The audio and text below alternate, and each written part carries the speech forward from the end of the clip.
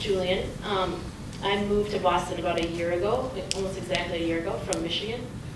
And thinking back, you started kind of in childhood, and that got me thinking about when I first realized I was gay, which I think junior high, I realized I was different. I vividly remember sitting outside of basketball practice with my basketball teammates who were my best friends, and the boys team walked by and watching all of them like follow the boys with their eyes, and I didn't. And I remember looking at them, and then they all talked about which one was cute, and I remember like participating in the conversation but not saying anything and thinking, I don't feel that way.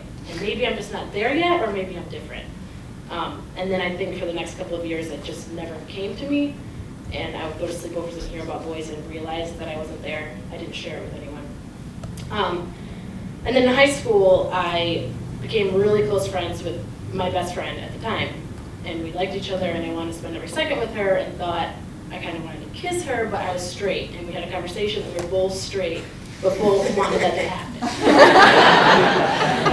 So there was probably a couple months of that, and then there was conversation, and later she told me, yeah, I knew I was gay at the time. I was just like, going along with your process. So I was in the closet probably for about a year, and I was working a basketball camp. I think this is like mid-11th grade, and a coach who I had in earlier grades at the time called me out in the middle of this basketball camp. I had elementary campers around me, and I had worked this camp every year and felt really comfortable there. And she like yelled across the gym after the whistle was blown, "Hey Julian, I heard a rumor about you." And I immediately turned bright red because I was in the closet and constantly paranoid about the fact that I was, and so of course I think that's what it's going to be.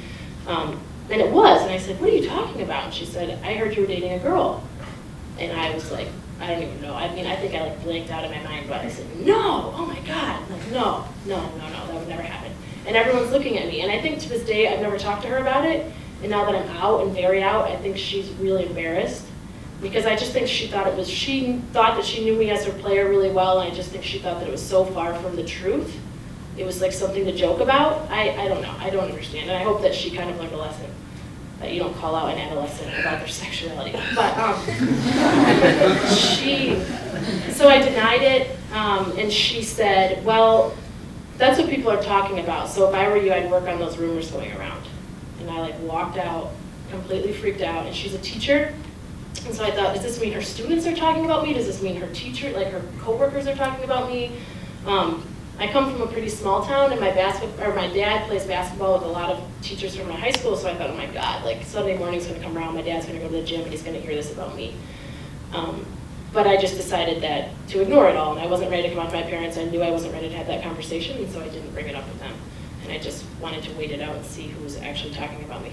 So then, maybe 6 months passed, and the middle of my senior year, I was like bursting with the fact that I was holding this secret. I'm very close with my family. I'm with this one girl all the time. It's probably more obvious than I even realized today. But I was really close with the next basketball coach I had, who was my varsity coach, and just kind of a role model in our whole district and in our school certainly, and she was married to our principal, and still is. So it's also interconnected, and I had a really strong relationship with both of them, personally and then also on the basketball court. But I just decided that I needed to talk to an adult about this. It wasn't going to be my parents yet, but I just needed to talk to someone.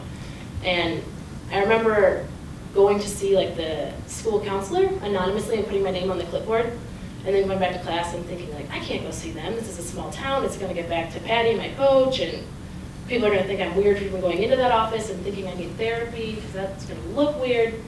So they contacted me and called me out of class, and I ignored it and just stayed in my seat and decided I was not going to go to that person. I was just going to go to my coach. So lunch hour comes, and I just went to my coach and burst into her office and started sobbing and said, "All the rumors are true, all the rumors are true." And she said, "What the hell are you talking about?" And just kind of talked me through it in that moment. And I told her about basketball camp, that was at this time like a year prior to that, and she immediately apologized that someone on her staff had called me out, and she wasn't there in that moment, but certainly would have stepped forward and said something. And then just talked about where I was and how I was feeling and how long I felt this way, and she assured me that she had gone through this with previous players. She had been a basketball coach in college and had worked with players whose families totally made them homeless, and she had taken them in, and players who had great responses from their families. So I went to her office almost every single day my senior year, whether it was before school, after school, or during lunch. And she always dropped everything to spend 10 minutes with me. One night she called me at home and just was like, I just want to say hi because I know you're at home, just because she knew that was the place that I wasn't being myself. And was just probably the most influential adult outside of my parents in my life. And still today, we talk pretty frequently, or at least email. And then I came out to my best friend after speaking with my coach about how to do that, and maybe the best way. My best friend was awesome. She was like, I don't really know what this is. You're the only person I've ever known that would have this. And actually, my best friend said, my mom asked me a month ago if you were. And I said, no, what are you talking about? So she was more embarrassed that her mom had picked up on her before she did. But so I told my best friend, and then I kind of worked through telling my parents with my coach as well, although I still woke my mom up in the middle of the night sobbing. That seemed to be just my thing. It was like shock, crying. So I woke my mom up in the middle of the night and said, I think I'm gay. And I just remember her rubbing my back and putting me back to sleep and basically being like, we'll talk about this in the morning, which we did. She said, we love you. Because of that, I knew all along my parents are liberal, non-religious, kind of like hippies. So I knew that they would love me no matter what. It's just an awkward conversation to have with your parents. So my mom was great. My mom ended up telling my dad a couple weeks later, and she told my sister as well, who both told me that they loved me. I think it's still a little bit hard for my mom. I don't know that any parent wants their child to be gay. She still struggles with the terms to say, or doesn't really ask me about my dating life like she does my sister. But overall, the message has been really supportive, so I'm fortunate for that.